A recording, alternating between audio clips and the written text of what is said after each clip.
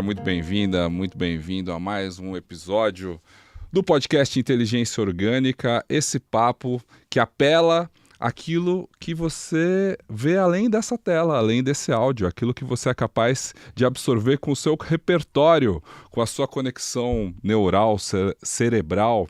E hoje nós vamos entrar profundamente nesse campo que ele não é tão popular assim, digamos, no sentido de que todos têm acesso a esse tipo de conhecimento, mas a gente trabalha para ir minerando atrás de quem tem esse interesse. E se você já passou esses 56 segundos de introdução, significa que você é uma dessas pessoas que vai aproveitar muito dessa honra que eu estou tendo aqui de receber esse convidado hoje, para a gente falar sobre aquilo que está dentro do conhecimento humano, mas pelo que eu tenho lido e pesquisado desse convidado, aí ele está talvez mais interessado naquilo em que não está escrito, em que não está dito ou que não é tão facilmente inteligível pelas máquinas ou pelo papel ou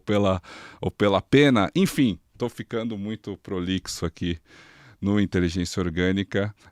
Eduardo Gianetti, seja muito bem-vindo. É uma honra recebê-lo aqui. Prazer estar aqui. Para falar não só de imortalidades, mas para falar do que ainda é mortal na gente. E eu fiquei pensando antes, nos últimos dias, porque eu já marquei com você faz tempo, esse podcast, eu falei, caramba, como que eu vou fazer essa introdução aqui pessimista para o Gianetti, que é alguém que sempre tem também uma visão muito aguçada e muito profunda de tudo que acontece não só na economia, mas na nossa sociedade agora. E fazendo a leitura do seu último livro, do Imortalidades, eu percebi que talvez você tenha esse interesse de ir além, né? De pensar em legado, e imortal você já é, no sentido de estar na Vamos esclarecer isso. Academia Brasileira de Letras, mas eu fiquei pensando em um trecho que eu estava lendo até recentemente, que você começa, das várias pensatas que tem no Imortalidades, você começa com aquele trecho da música do Milton Nascimento, a estranha mania de ter fé na vida. A estranha mania de ter fé da vida é algo que é essencialmente humano.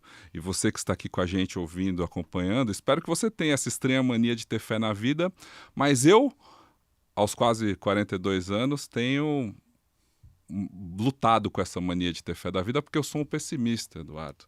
E esse podcast surgiu para receber pessoas que, quem sabe, me tragam uma visão de esperança. Você é pessimista em relação a quê, Pedro? Vamos começar a esclarecer. Pessimismo é uma palavra muito ampla.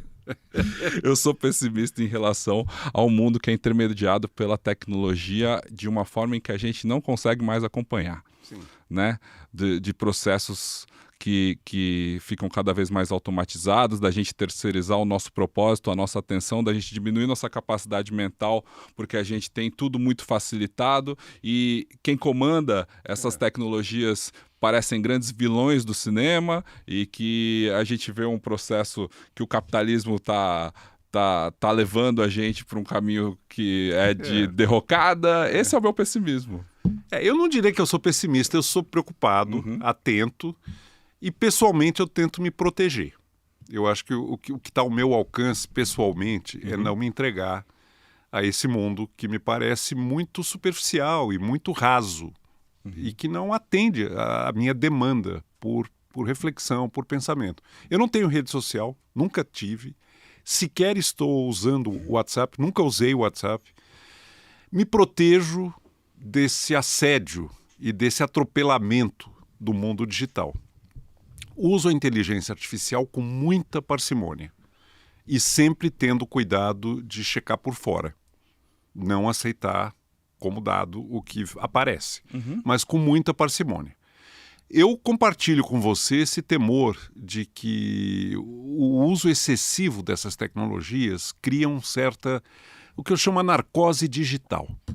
Eu vejo pessoas que estão praticamente narcotizadas pela tela. Sim. E não aguentam mais situações em que não tem ao seu alcance alguma telinha para ficar manipulando. Acho isso horrível, acho muito perigoso, muito ruim. empobrece enormemente a vida humana, porque a riqueza da vida humana está no contato pessoal, está no olho, na afetividade. E esse mundo ele cria uma falsa ideia de hiperconectividade. A pessoa está hiperconectada com milhares de pessoas e, na verdade, não está com ninguém. Numa vida humana normal, você tem 4, 5 amigos mesmo. Né? Tem sua família, tem 4 ou 5 amigos e é isso. E é muito rico.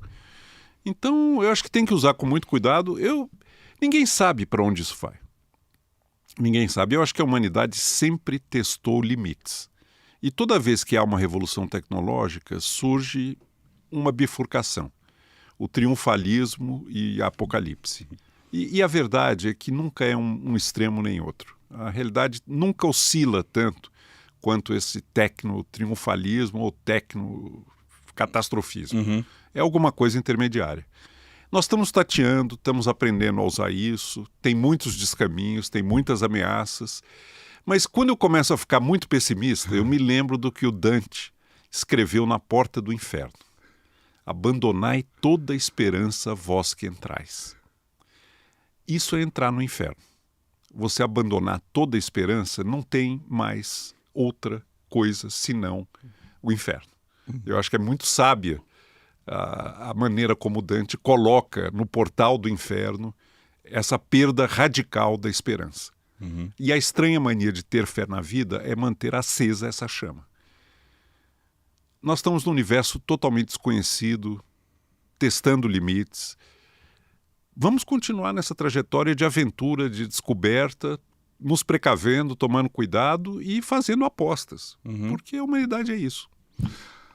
Eduardo, você não acha um privilégio seu e uma coisa restrita a quem é da sua geração, essa capacidade de hoje usar pouco e poder viver sem WhatsApp, poder ter construído essa mente nesse mundo em que era possível a gente parar, pausar, se aprofundar e entender?